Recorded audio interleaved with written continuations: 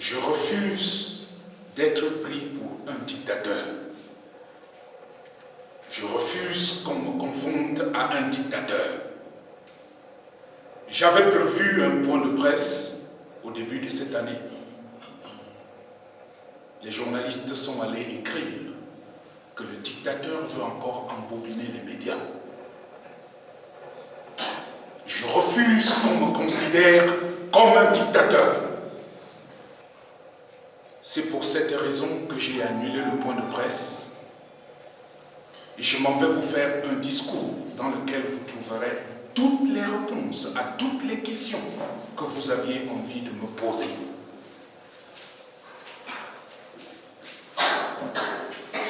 La vie est rose à l'horizon. L'espoir n'est plus un rêve.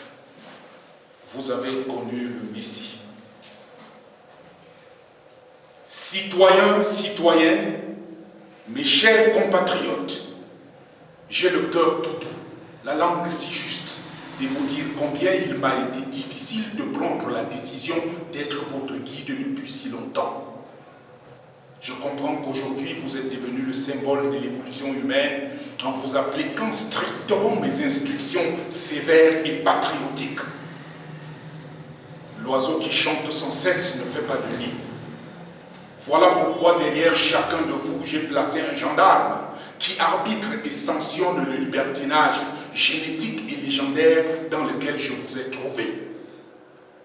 Notre nation jadis indéterminée, dispersée, désorganisée et surtout à la merci de tous vautours et prédateurs étrangers devient depuis mon avènement au pouvoir une perle précieuse dans laquelle s'embrionne un peuple guidé, un peuple fier, un peuple digne et toujours debout derrière leur chef.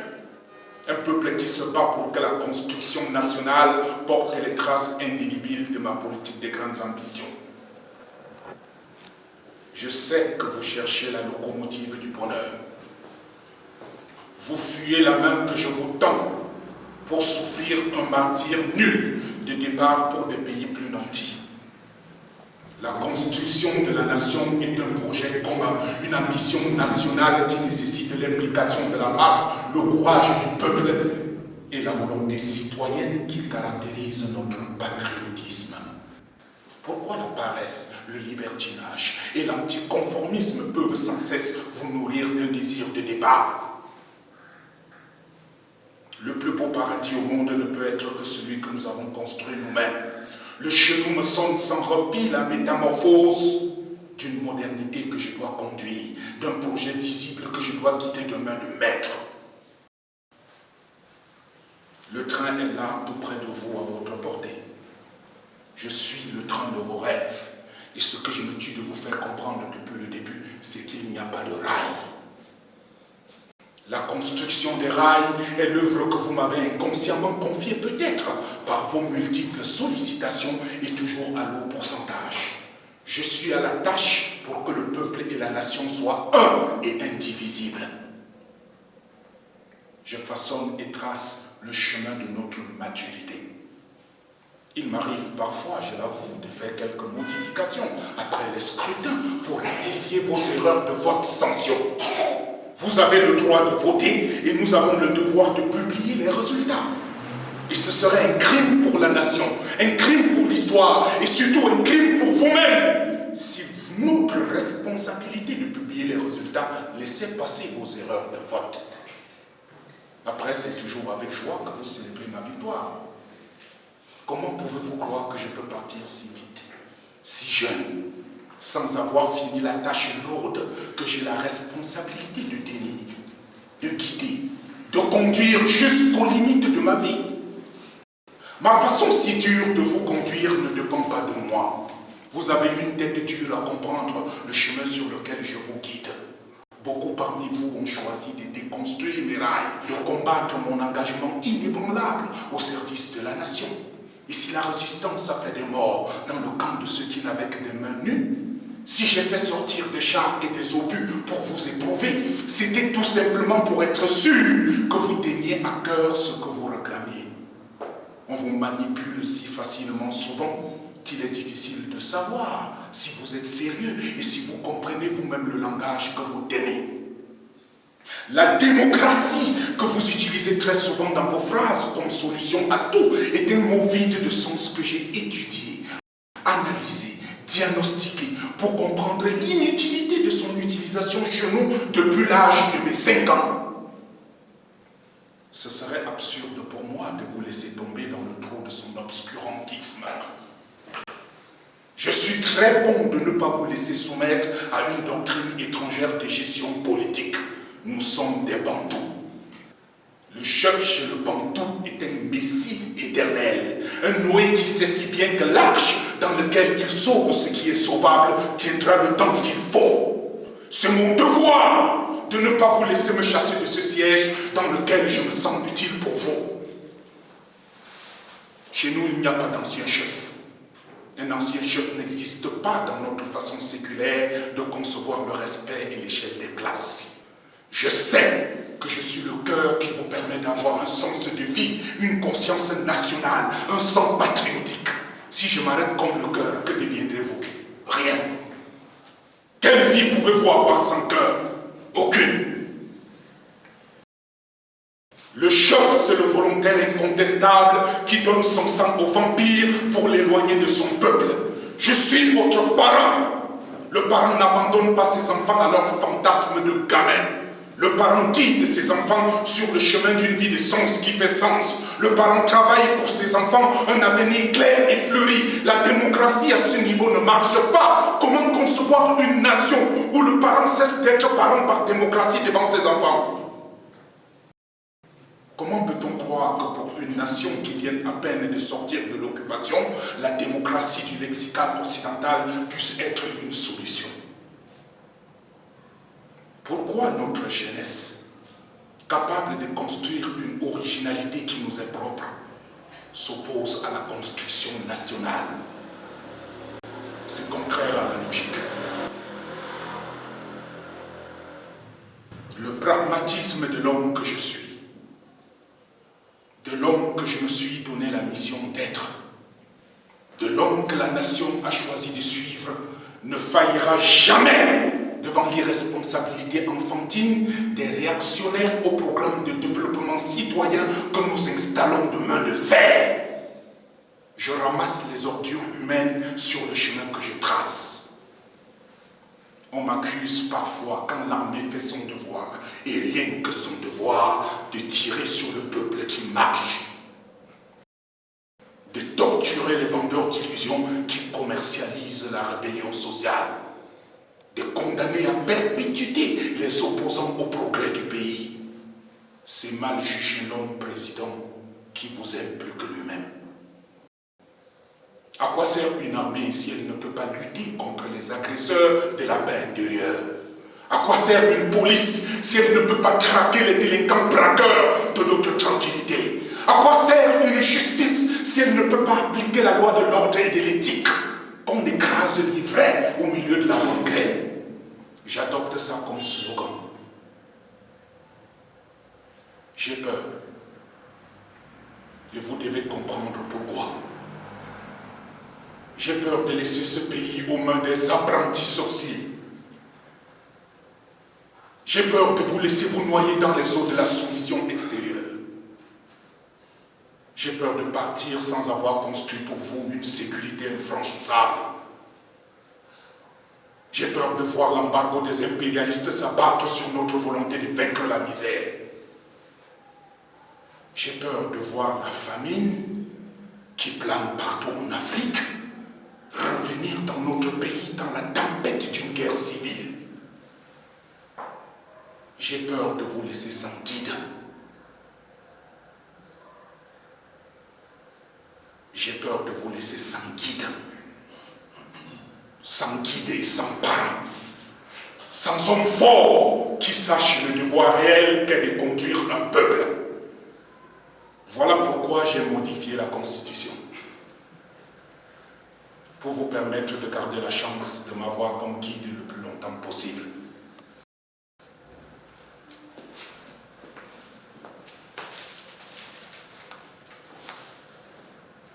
La vie est rose. vous pouvez me croire. L'espoir n'est plus un rêve. Le Messie est là. Beaucoup se trompent en quittant le bateau qu'ils croient couler. Et pourtant, voilà bien des années que nous tenons debout et marchons vers notre destin, unis derrière un seul homme, un seul idéal, un seul programme. Mon peuple est plus libre que n'importe quel peuple sur terre. Mon peuple est plus prospère que n'importe quel peuple sur terre.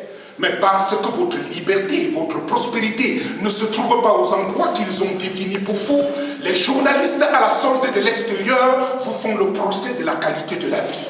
Eux-mêmes vivent de quelle façon? Misérablement, parfois obligés de se plier en quatre face à ma générosité pour survivre. J'ai honte. J'ai honte de vous entendre dire qu'on est les derniers. J'ai honte d'entendre certains d'entre vous ne voir en moi qu'un commerçant qui liquide le pays aux impérialistes financiers. C'est mal me connaître. Je me suis un peu fait fortune, c'est vrai. Mais je ne me suis fait payer qu'à la mesure de la tâche lourde et difficile que j'assume, infatigable, depuis mon avènement au pouvoir. Être à la tête de l'État est un état d'être qu'il faut entretenir. Je n'ai fait que ça pendant mes moments de repos. J'ai entretenu l'État et la tâche qui me retenait. J'ai créé une jeunesse qui sait que le pays tient debout grâce à un programme que j'ai créé pour le bien-être de tous. Je sais que beaucoup parmi vous conçoivent le changement. Mais le changement, c'est une évidence dans mon programme. Je change tout le temps de gouvernement. Et chaque année connaît son changement de projet. À chaque conseil des ministres, je change quelque chose à ma gestion du pays. J'ai changé il y a longtemps le nom du pays et les hommes qui le conduisaient mal. Alors pourquoi vouloir changer l'homme qui incarne le vrai changement? Le pays ne peut changer qu'avec l'homme qui sait comment orienter le changement. C'est une vraie absurdité inconsciente de toujours me croire incapable alors que notre bateau ne tangue jamais, alors que je suis toujours debout et viril pour conduire la modernité du développement effectif et visible qui fait que notre pays soit envié par des prédateurs extérieurs.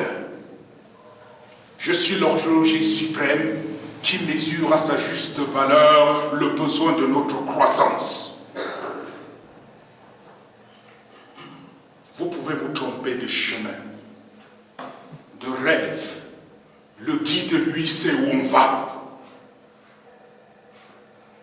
Nous sommes tellement en avance sur la démocratie que je crois sans risque de me tromper que nous pratiquons de la démocratie avancée. Alors comment peut-on donner à boire à ceux qui ont soif et ils continuent de râler? Ça veut dire que derrière leur soif se cache un programme de désordre pour déstabiliser l'homme-providence que je suis.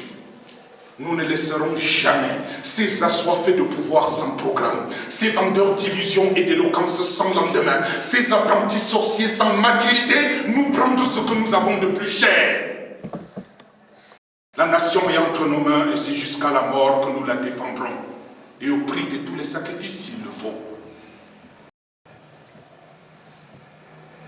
Mon cœur saigne de vous voir ignorer la place que nous tenons déjà au concert des nations. Mon cœur saigne quand je vous entends dire que je suis vieux et invalide. Mon cœur saigne quand je vous vois désunir l'action communautaire qui grandit dans le cœur du peuple. Mon cœur saigne quand je vois les démagogues vous revendre leurs rêves utopiques. Mon cœur saigne quand je vois la lourde responsabilité qui fait que je me lève, tout comme le soleil avec éclat, chaque matin. Tant que je vivrai, le pays ne tombera pas entre les mains des charognards. Je suis jeune, malgré l'âge pour le pays. J'ai la puissance de la jeunesse pour vous servir. Je suis le sémeur qui fera germer le bonheur sur la nation. Il faut du temps, mais nous sommes sur le droit chemin.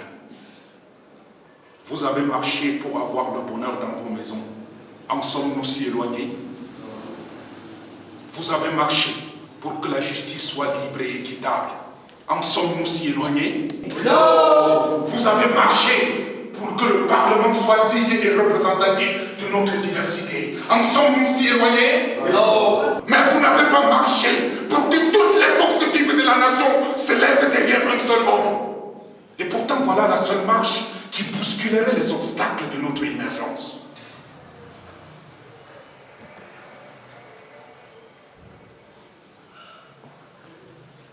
Je pleure tout seul dans mon coin pour ne pas vous voir pleurer après moi.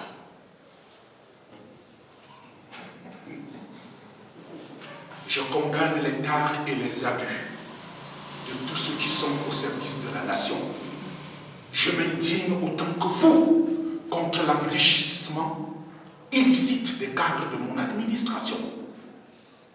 La corruption est une pandémie comme le sida qui ne partira que si vous incarnez la doctrine du patriotisme que je me bats à définir pour nous. Fidèles à la nation et à son identité unique au monde, nous vaincrons ce mal venu de l'extérieur pour coloniser nos consciences. Je pleure tout seul dans mon coin pour ne pas vous voir pleurer après moi. Je pleure parce que le prédateur n'est pas loin et n'attend que mon départ pour se jeter sur le peuple sans défense, sur la nation si fragile, sur ce qui fait votre fierté et enivre la convoitise de ceux qui cherchent toujours à nous prendre pour des grands enfants. Jamais, et je dis jamais, je ne vous laisserai souffrir de la rage qu'ont les autres de vous soumettre. Même malgré vous, je vous défendrai contre ceux qui vous montent contre moi. Mon devoir est citoyen, mon combat est historique, et je vous guide comme un danseur en transe vers une prospérité durable. C'est un scandale de croire que l'espoir ne plane pas sur nos efforts. C'est un scandale de penser que les élections viendront comme un coup de baguette magique changer votre pouvoir d'achat. Rien ne se construit dans l'opposition. C'est un scandale de faire opposition à l'œuvre des grandes réalisations que le bâtisseur infatigable que je suis dirige avec rigueur et dynamisme. Je suis votre libérateur, le Messie qui vous offre tout de lui, aujourd'hui et pour des siècles des siècles. Amen. Ne dites pas Amen, ça ne servira à rien.